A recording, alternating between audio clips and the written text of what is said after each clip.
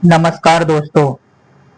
माननीय सर्वोच्चतम न्यायालय का जो एक जजमेंट अध्यापकों की टेट और सीटेट के बारे में जो आया था, इसमें यह था कि अगर जिनकी 5 साल से कम सर्विस बची हुई है उनके लिए छूट थी कि उनको कोई टेट या सीटेट क्वालिफाई नहीं करना है, लेकिन जिनका 5 साल से अधिक सर्विस बचा हुआ है उनको 2 साल के अंदर टेट या सीटेट को क्वालिफाई करना होगा, वरना उनका प्रमोशन और जॉब पर कोई प्रॉब्लम काफी गहरा संकट आ सकता है।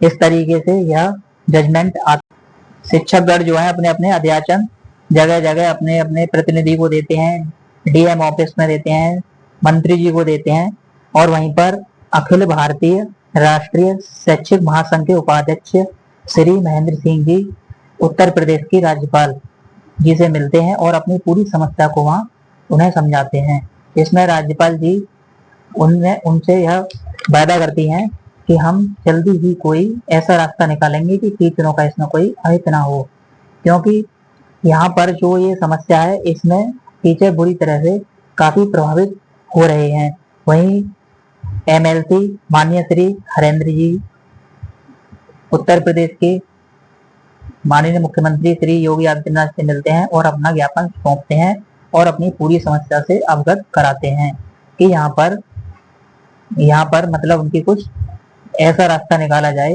कि अध्यापकों को इसमें कोई समस्या ना हो, क्योंकि वह टेट देने की स्थिति में नहीं है।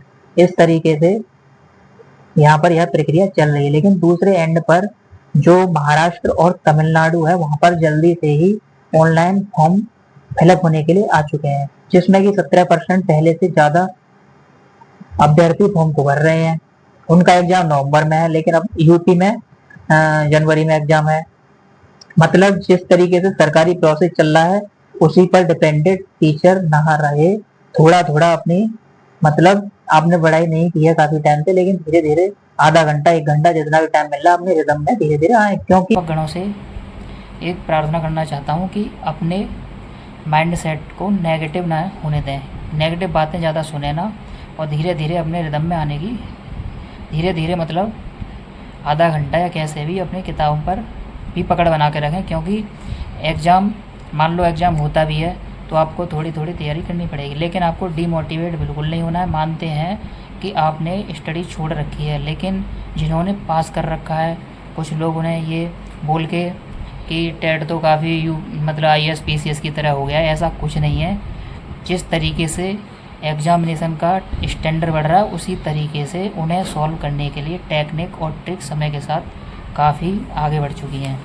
लेकिन आपको पैनिक घबराना नहीं है बिल्कुल भी, और कोई डिप्रेशन नहीं लेना है, क्योंकि जो कुछ भी होगा वह सब कुछ सही होगा। इस तरीके से पॉजिटिविटी आपको ज़रूर रखनी होगी और अपने माइंड सेट को पूरी तरह से प्रिपेयर रखना होगा।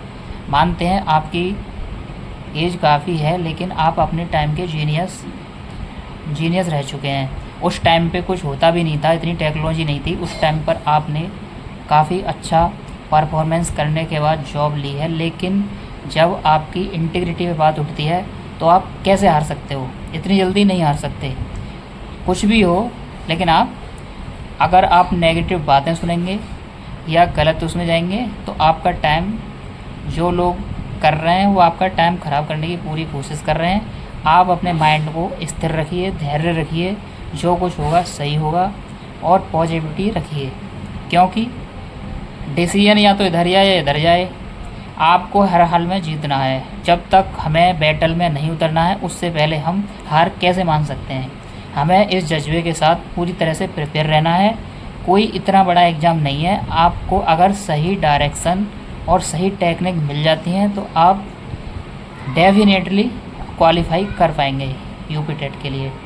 यूपी टेट हो या महाराष्ट्र का टेट हो, कोई भी टेट हो, सिलेबस सब एक ही है, थोड़ी लैंग्वेज चेंज हो जाती है जो क्षेत्रीय भाषा होती है।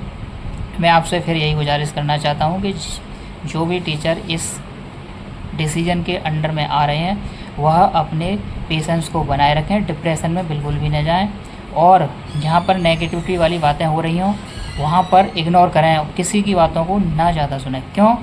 क्योंकि आपके पास एक तो जॉब के साथ आपको थोड़ा थोड़ा तैयारी भी करना है, आपने काफ़ी पहले छोड़ भी दिया है। अगर आप उनकी बातों में थोड़ा भी मतलब टाइम माइंड ख़राब करोगे तो जो टाइम आपके पास 1-2 घंटे रोज़ मिल रहा है उसमें आप जो कि आप पढ़ सकते हैं, मतलब शुरुआत कर सकते हैं। अगर आपने वहाँ नेगेटिविटी में ख़राब कर दिया तो फिर आप नहीं कर पाएंगे। इसीलिए धीरे धीरे रिदम बनाइए, जो होगा सही होगा। मतलब हार जीत जो होगी, लेकिन आपके इरादे मजबूत होंगे तो आप डेफिनेटली निकाल पाएंगे।